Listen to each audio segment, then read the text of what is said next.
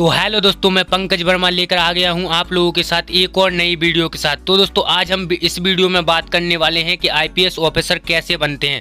दोस्तों आप लोग इस वीडियो का थंबनेल देखकर समझ ही गए होंगे कि हम लोग इसमें किस बात की चर्चा करने वाले हैं। तो दोस्तों चलिए अपनी वीडियो को बिना समय गवाए स्टार्ट कर लेते हैं और इस वीडियो का कॉन्टेंट जान लेते हैं कि हम लोग इस वीडियो में क्या क्या जानने वाले हैं। दोस्तों जानते हैं, सबसे पहले हम लोग जानेंगे कि आईपीएस क्या होता है, फिर इसका हम लोग फुल फॉर्म जानेंगे, फिर जानेंगे कि आईपीएस कैसे बनते हैं, फिर इसकी क्वालिफिकेशन जानेंगे और फिर जानेंगे आईपीएस शारीरिक योग्यता क्या होती है हमारे इसमें, और आईपीएस की आयु सीमा क्या होती है और इसमें सैलरी कितनी मिलती है। दोस्तों इसमें से अगर आपके मन में कोई भी डाउट है या कोई भी क्वेश्चन आपके मन में घूमता है तो दोस्तों यह वीडियो बस आप ही के लिए है। दोस्तों इस वीडियो को बड़े ही ध्यान से देखिएगा और पूरा देखिएगा। तो चलिए वीडियो को स्टार्ट करते हैं। दोस्तों सबसे पहले बिंदु की चर्चा हम लोग कर लेते हैं कि आईपीएस क्या होता है। दोस्तों आईपीएस एक गवर्नमेंट मतलब डिग्री नहीं होती है, नौकरी होती है जिसको लोक सेवा आयोग इसकी परीक्षा करवाता है, संघ लोक सेवा आयोग। तो इससे हम लोग आईपीएस बनते हैं और आईपीएस बनने पर हम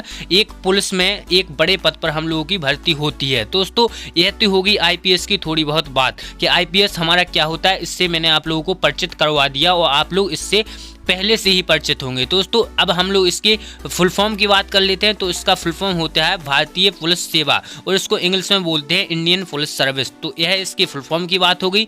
अब बात कर लेते हैं कि आईपीएस कैसे बने।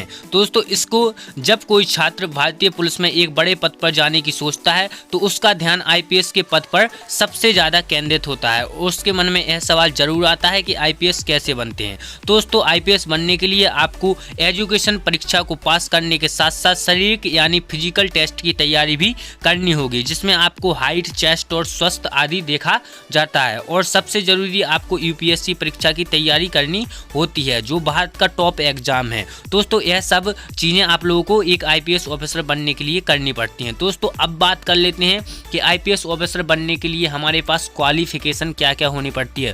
दोस्तों यह एक महत्वपूर्ण बिंदु हो सकता है और महत्वपूर्ण बिंदु हो क्या सकता है, ये महत्वपूर्ण बिंदु है। दोस्तों इसको बहुत ही गौर से देखिएगा। तो दोस्तों चलिए अपने बिंदु की चर्चा कर लेते हैं। तो सबसे पहला आता है हमारा 12वीं क्लियर करें। दोस्तों यूपीएससी की कोई भी परीक्षा हो 12 कक्षा पास होना अनिवार्य होता है, फिर चाहे वो परीक्षा आईपीएस ऑफिसर की क्यों ना हो। दोस्तों आप लोगों को सबसे पहले 12वीं परीक्षा अपनी अच्छे नंबर से पास कर लेनी है। फिर आता है ग्रेजुएशन। दोस्तों आपको किसी भी स्ट्रीम से किसी भी विषय से आप लोगों को ग्रेजुएशन कर लेनी है, क्योंकि ग्रेजुएशन के बाद ही हम लोग यूपीएससी का फॉर्म डाल सकते हैं।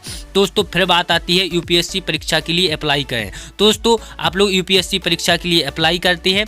दोस्तों आपका जब अप्लाई हो जाता है तो इसके बाद ही आप लोग यूपीएससी का परीक्षा दे सकते हैं और आप लोग इसके बाद ही आईपीएस ऑफिसर बन सकते हैं। दोस्तों सबसे पहले होती है यूपीएससी का, जैसा ही आप फॉर्म भरेंगे उसके बाद आपके पास एक मतलब ईमेल पर आपको प्रवेश पत्र मिलेगा, उसमें आपको परीक्षा की डेट लिखी होगी कि किस तारीख को आपकी परीक्षा है। दोस्तों उसी हिसाब से आपको अपने सेंटर पर पहुंच जाना है। दोस्तों यूपीएससी परीक्षा का सबसे पहला पड़ाव प्रारंभिक परीक्षा होता है, जो कि मैंने आपको बताया।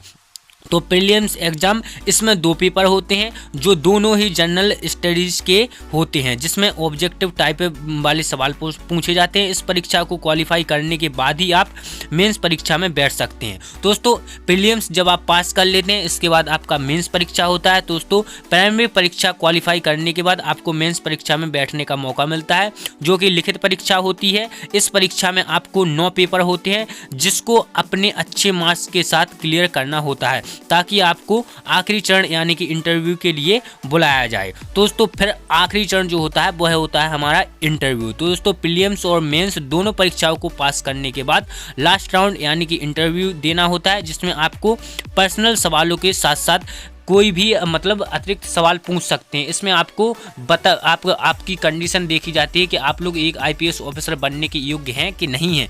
दोस्तों यह हमारे पास क्वालिफिकेशन होती है जो आपको करनी होती है। तो दोस्तों अंत में आपकी ट्रेनिंग होती है, आपको LBSNNA में भेजा जाता है, वहाँ पर आपको आईपीएस परीक्षा की आप लोगों को ट्रेनिंग दी जाती है। तो दोस्तों यह हमारी क्वालिफिकेशन की बात हो गई। यह एक महत्वपूर्ण बिंदु था। आई होप कि आप सब लोग इसको बड़े ही अच्छे से समझ गए होंगे। दोस्तों इसके बाद हमारी चर्चा कर लेते हैं कि आईपीएस ऑफिसर के लिए हमारे पास शारीरिक योग्यता क्या होनी चाहिए। दोस्तों जो आपकी हाइट होती है दोस्तों मेल फीमेल के लिए मैं दोनों के लिए बताऊंगा।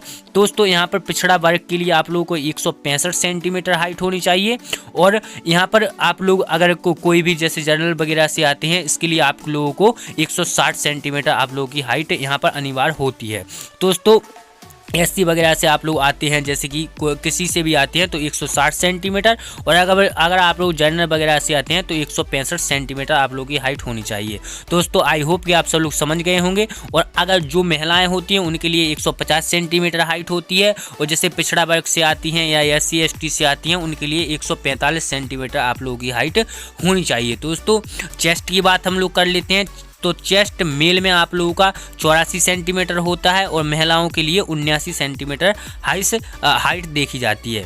और फिर आइस साइट देखा जाता है। तो दोस्तों आईपीएस उम्मीदवारों को गुड आइस वर्जन यानी कि प्रॉपर विजन 6/6 और 6/9 होना चाहिए और वीक आइस विजन 6/12 या 6/9 होना जरूरी होता है। दोस्तों यह हमारा आइस विजन होता है। फिर आती है स्वास्थ्य की बात। तो दोस्तों इन सभी बातों को अगर आप में ये क्वालिटी होती हैं दोस्तों अब आप लोगों को स्वास्थ्य का आप लोगों को अच्छे से ही ध्यान रखना है। आप लोग क्योंकि आप लोग एक आईपीएस ऑफिसर की तैयारी कर रहे हैं दोस्तों, आप लोग छोटी मोटी तैयारी नहीं कर रहे हैं दोस्तों। आप लोगों को अपने फिटनेस पर बहुत ही ध्यान देना होगा। आपका जो वजन होना चाहिए वह कभी भी कम नहीं होना चाहिए। आपका जो वेट है वो कम से कम 65 और 70 के मध्य तो आप लोगों का रहना ही चाहिए और 50 प्लस आप लोगों का ये क्लियर ही रहना चाहिए। दोस्तों इसमें अब हम लोग आयु सीमा की बात कर लेते हैं। दोस्तों आईपीएस बनने के लिए आपके कम से कम आयु 21 वर्ष और ज़्यादा से ज़्यादा 32 वर्ष होनी चाहिए। दोस्तों यह हमारी आयु सीमा होती है। और एससी एसटी के लिए इसमें 3 वर्ष की छूट दी जाती है या यहाँ पर 5 वर्ष की भी छूट मिलती है। दोस्तों यह मैंने आईपीएस बनने से लेकर पूरी जानकारी आप लोगों को बता दी है कि आप लोग आईपीएस कैसे बनते हैं और क्वालिफिकेशन इसमें क्या चाहिए पड़ती है। दोस्तों आई होप कि आप सब लोगों को ये वीडियो अच्छा लगा होगा। दोस्तों मिलते हैं किसी अगली वीडियो के साथ, तब तक के लिए नमस्कार दोस्तों।